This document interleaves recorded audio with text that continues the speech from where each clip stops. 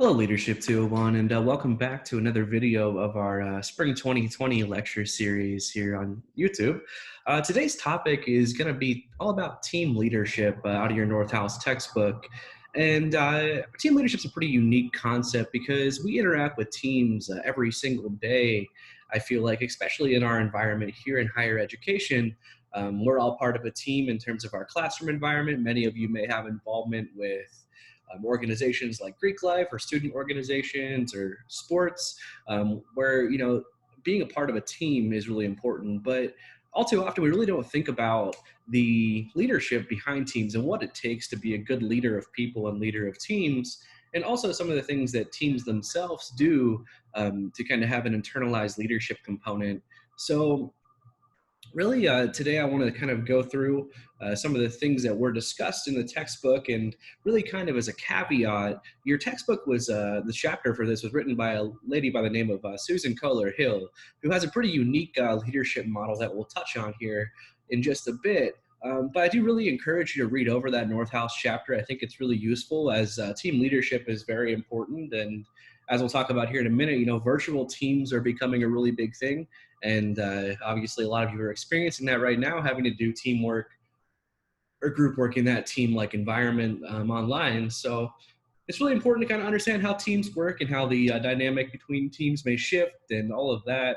And I know previously in the class, I talked a little about what we call the Tuckman's theory of group development, something really important to keep in mind here, how teams themselves form. And we'll talk a little bit too about how teams can really be designed to ultimately provide them the best outcomes and be a successful, effective team. So let's go ahead and get started here. So like I said, today we're going to kind of first talk about some of the perspectives behind team leadership and also some of the models that were represented in your textbook. After that, too, we're going to take some time to talk about this concept of effectiveness. So how can we measure success in teams? How can we also set our teams up for success? Also, we're going to talk about leadership decision-making when it comes to teams and some of the actions that need to be taken. And there's really some of these three major questions and three major focuses of team leadership.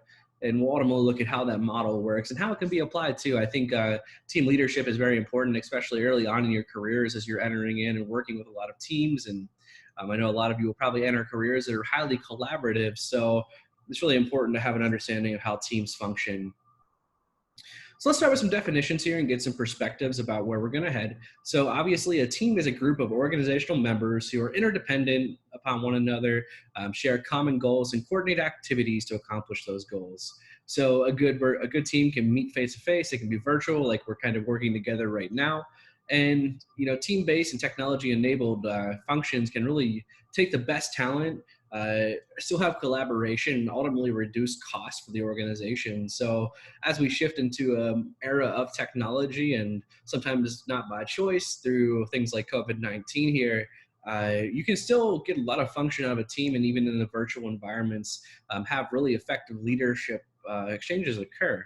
So the only thing that kind of as a caveat here in talking about virtual teams, which I'll kind of pepper in some things through my experiences in working with virtual teams, it can be really challenged because you have a lot of different barriers, whether that's time, distance, culture, Wi-Fi connectivity. Technology itself is very sometimes not reliable, and it can really show through working with virtual teams. But something like decision making and scheduling may take a lot more time when working in a virtual environment rather than face to face, because you have that delay in the communication channel that occurs. So keep that in the back of your head of what a team is. Sounds pretty straightforward. So we're going to look today a lot about this concept of what effective teams are and team effectiveness. So really the outcomes of what effective teams can do can firstly have greater productivity. There's a lot of research out there that states that creating an effective team, taking your top talent and spending a lot of time to get them working together and understanding everybody's strengths and weaknesses and behaviors can ultimately increase productivity. Also from there too, a really effective team can also make a more effective use of the resources. So, whether it's a business where we're looking at cost savings, or a charity organization, making sure that we're leveraging, all of our assets properly, really utilizing resources is a big part of teams. And we'll think about resources in a couple of different ways. First, the people, the talent, utilizing their own time and all of that, and also even to some of the physical products that we look like in organizations. And also from there too, an effective team ultimately makes better decisions and are better at problem solving together instead of trying to fix each individual problem. They come together as a cohesive unit and work together. Also, ultimately, too, really delivering the better quality products and services to our clients, internally, even to other leaders, is important too. And a study by Parker in 1990, which is a pretty heavily cited uh, piece of work in a lot of team leadership components, is that greater innovation and creativity can stem from having an effective team. So let's talk more about kind of what goes into building a team, and also a lot about this idea of team effectiveness. So to have an effective team and have a good team, we need to first have an organizational culture that supports employee involvement. So, really looking at the idea of organizational culture, we talked about this a couple times throughout the semester in person. Culture in an organization is important. It really is kind of the guiding principles of what you're doing day to day. And everybody, you think about it, really is a citizen within this culture, and they have the opportunity, especially as leaders, to help shape this organizational culture. So it's very important as leaders that we create the opportunities to get our followers involved in the decision-making process, especially when it comes to working with teams. Because if a leader is spending too much time making decisions for teams, it really isn't going to help the team to kind of take on their ownership of the organizational culture. And ultimately, it's going to take a lot more time to get tasks done. So we talk a lot about that hierarchical structure where it's really rigid and you kind of have to work your way up the scale in terms of a reporting relationship. A good team environment, though, really focuses on a hierarchical component where fluid power shifting occurs, in the sense that teams can take ownership and leaders can still be present, but there's a lot less barriers. It's a lot more egalitarian, as we would call it, in the opportunities to get things done. So, kind of building off of that, team leadership is really heavily process oriented. And some of the key questions that surround the ideas of team leadership are things like, how do teams develop critical capabilities? How do we take our knowledge, our skills and abilities, bring them together to have these ultimate tools and tasks that a team can perform? And from that too, how do team leaders really adjust to contingencies as they arise? That's a really important question, because obviously whenever you're working with a component of more than one person, and fundamentally people are unpredictable. Things are going to happen. It's not always black and white when you're working with teams, working with people. It's inevitable that things are going to have to change, and leaders are going to have to use their skills at being adaptive and authentic in some situations. So how do team leaders really adjust to these contingencies is really an important question in focusing on the process orientation of team leadership. And the third question that we really ask in team leadership is, how do leaders across their actions promote task and interpersonal development? So it's really important that as a good team leader is helping to build their team. We call it in kind of the HR world, better their best, and taking the opportunity to not only improve the tasks, but also help develop the relationships. We talk a lot about in our previous theories, like behavioral leadership, where we talk about these task and relationship behaviors. So it's really important to help everybody on the team develop those skills of having interpersonal relationships, but ultimately too helping to work on the task. So all of this really ties into the concept of what we call shared or distributive leadership. And really this is whenever the members of a team take on leadership behaviors to help influence the team and maximize team effectiveness. So sometimes we have emergent leaders come through. We talked early in the semester about what emergence in leadership versus assigned leadership really is. But sometimes we see a lot of emergence within teams, and everybody kind of takes their own part to make sure that the leadership as a component is getting done, but it may take many different faces. So for example, if I'm really good at being our statistics person on a team, I would take lead of that, but maybe one of you are really good at helping to be creative and use their vision to maybe deliver a new product to our customers. It's really important to kind of utilize this concept of shared and distributive leadership, that you'll see certain people take the lead on certain parts of a project.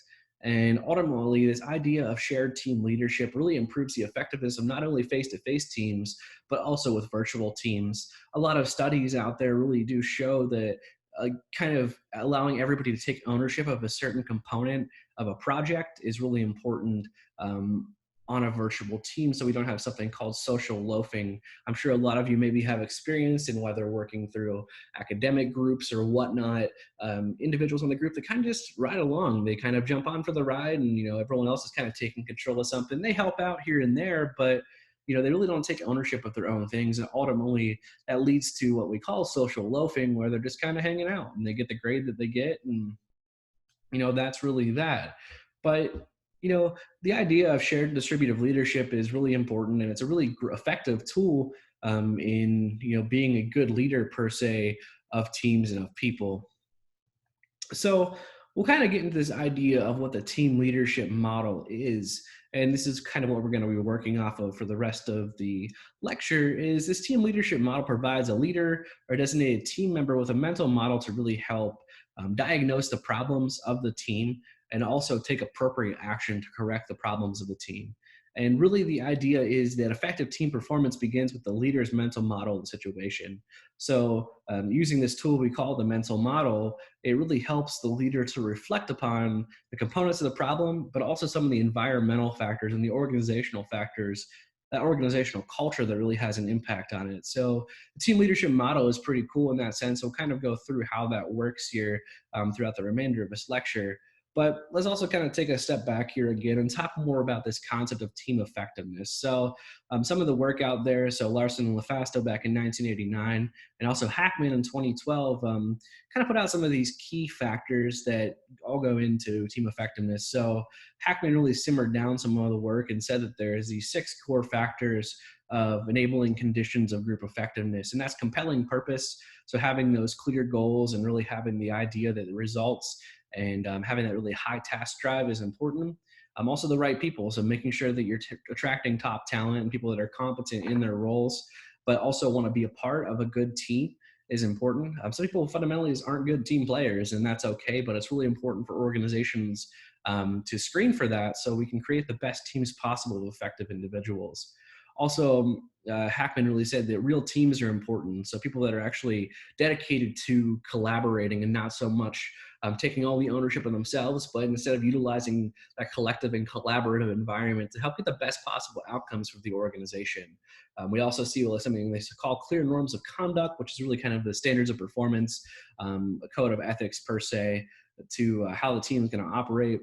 Also, a supportive organizational context, so that we have good leadership in place, good executive leadership. Do we have really good quality conditions to help support a team? Do we have the resources that they need?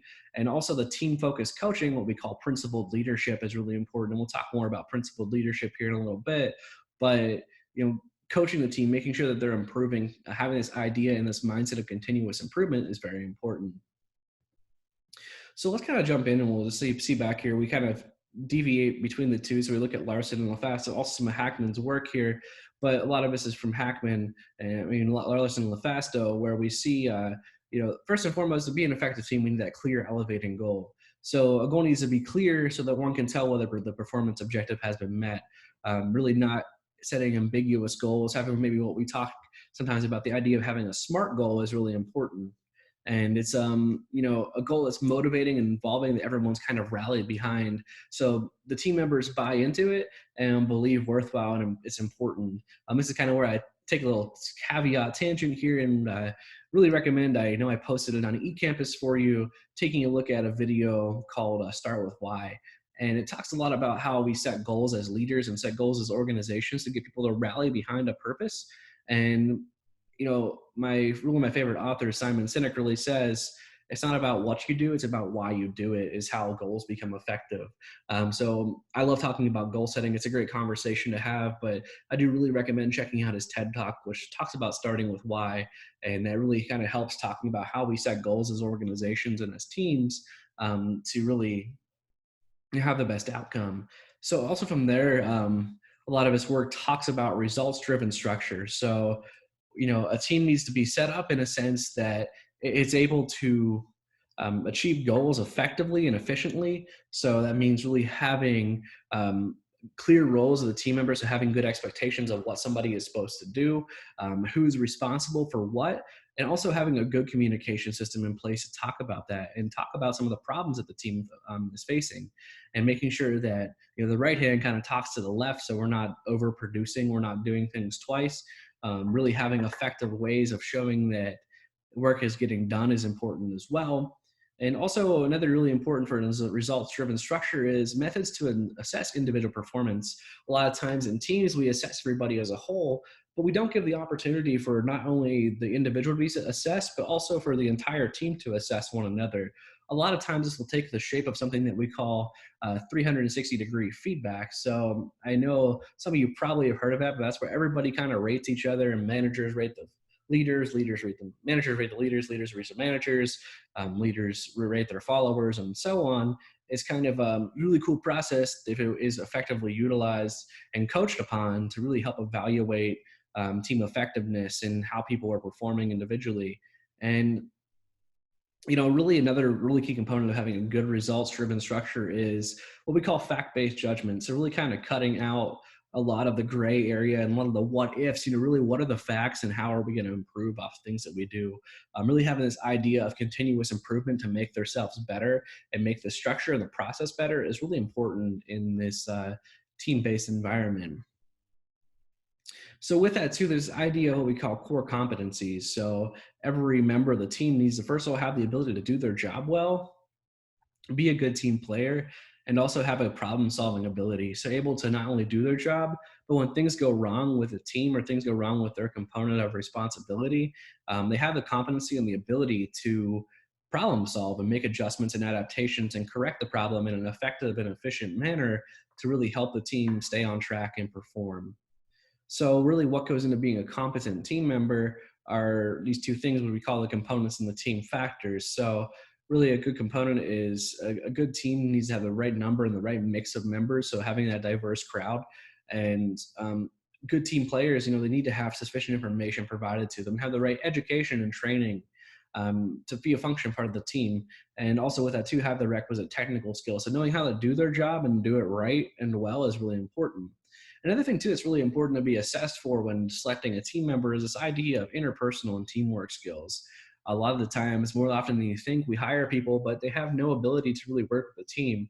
So although it's something that can be taught, it's really hard to get somebody to have these good interpersonal skills right off the bat if they don't just kind of already innately possess them.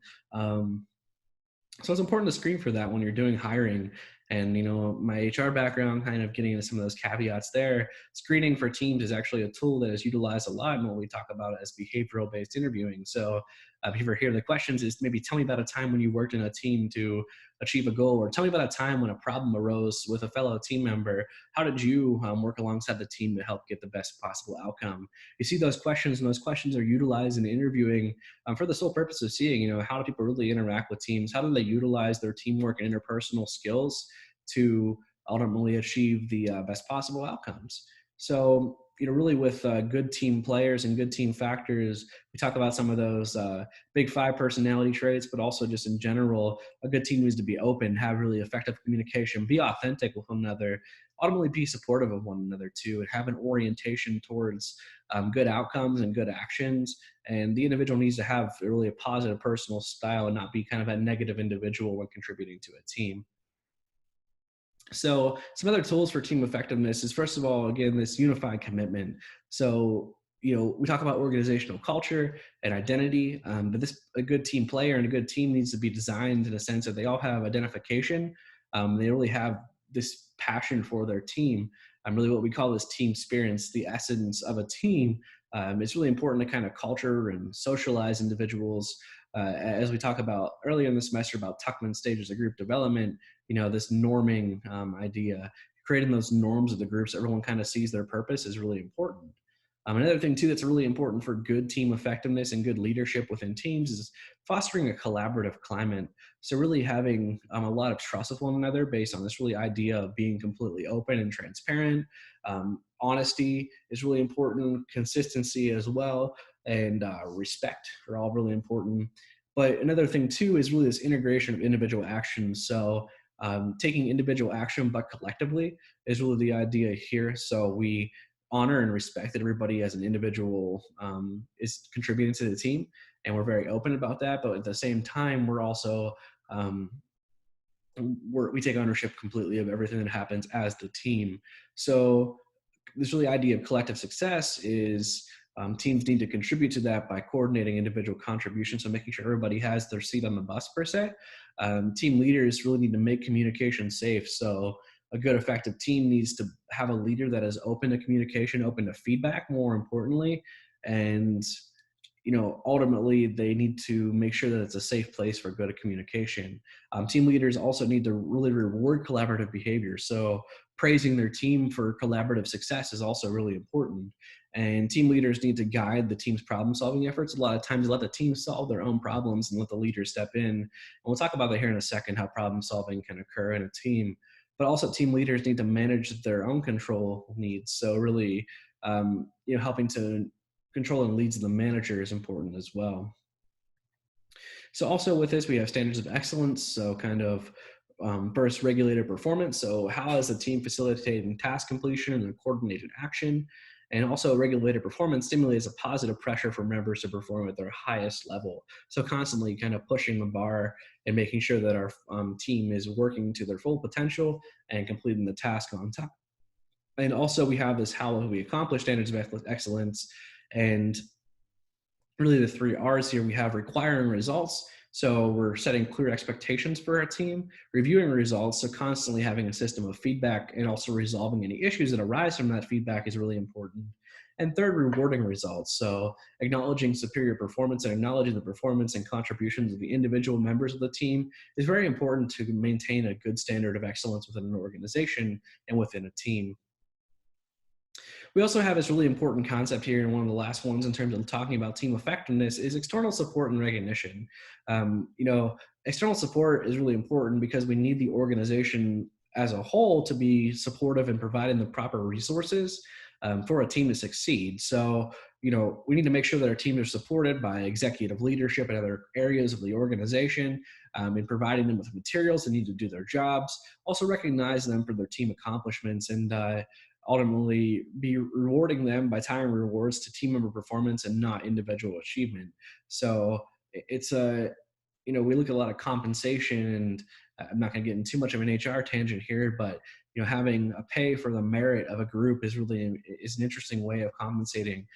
If everyone's doing good, whether they're hitting production goals or exceeding them, it's a way to help recognize everybody, and having that good external support from our external leadership, our external HR team is really important in helping a team become effective and maintain their effectiveness. So all of this really ties into this concept by Zuccharo, and some of you may have heard of Zuccharo before. It's a pretty famous study, and a lot of great organizational psychology has come from Zuccharo as well. But principal leadership is this concept where a leader influences team effectiveness through these four key tenets. So we have cognitive leadership, which is really helping to facilitate the team's understanding of the problems that confront them. So helping them to work through the problems that they have.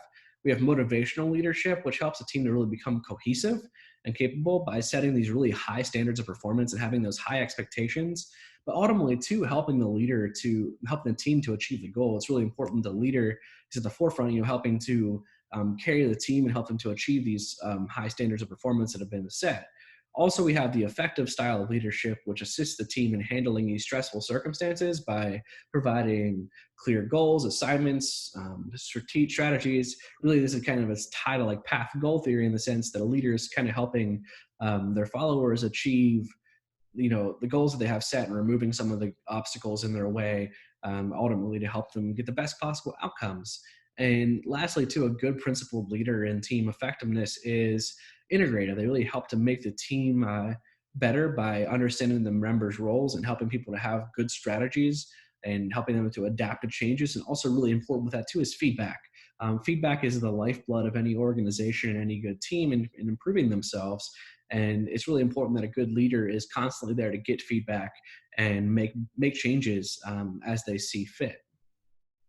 So let's talk about leadership now. We talked about principled leadership, but what are some of the key decisions that a leader has to make whenever they're leading a team? And the first big question is: should I monitor a team or should I take action?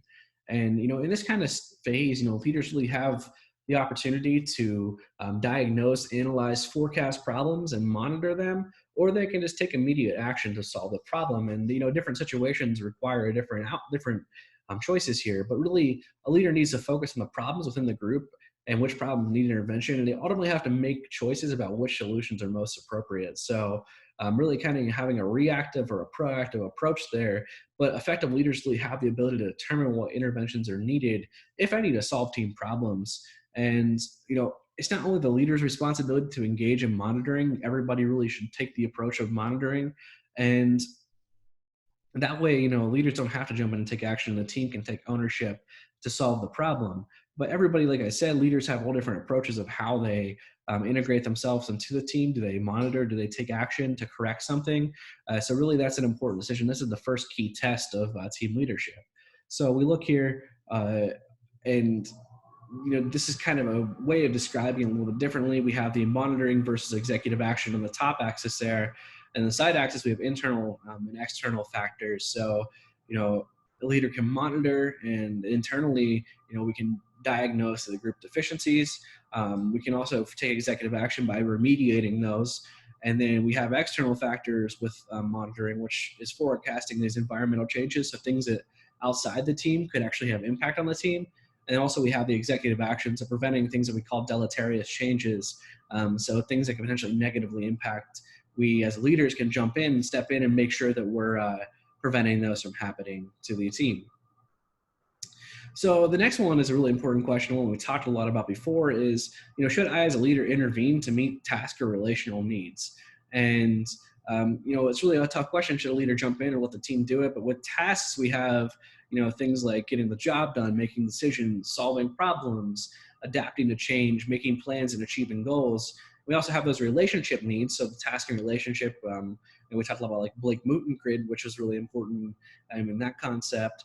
And maintenance functions are things like developing a positive climate and solving interpersonal problems and satisfying the needs of the members and also developing cohesion. All of these are really tough, both in face-to-face and virtual teams. And it's really important for leaders to kind of have an understanding of, when is the right time to jump in and help intervene with these so our team stays on track. And like I said earlier, it's really up to the leader and up to the culture of the organization to make that decision. And kind of, as I said, I would talk a little bit more about some of the special challenges that you face with virtual teams. It's really important that if all possible, leaders can really meet with people face to face before they start going to a virtual team. This really helps to facilitate trust and makes things easier whenever we're looking at these relationship-based problems.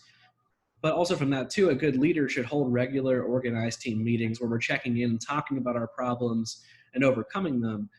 But ultimately this leader, especially in a virtual environment, should not be too task focused. Instead, we need to also kind of really focus on relationship building behaviors, not to only develop the relationships between leaders and their members, but also,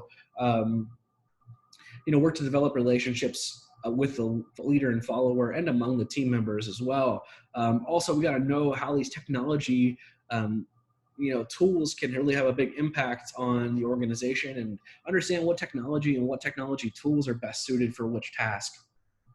A lot of the times I feel like in organizations and on virtual teams, we spend too much time focusing on utilization of all these different technologies. And sometimes they're frankly just not as effective. So it's really important as leaders that we're cognizant of what we're forcing our followers to utilize and the learning curves that come with that. Like, for example, if somebody's never utilized Zoom before as a way to meet, it's important as a leader that you walk them through how to utilize the tool, make them feel comfortable with it, make them feel like it's something that they can easily integrate as a part of their day.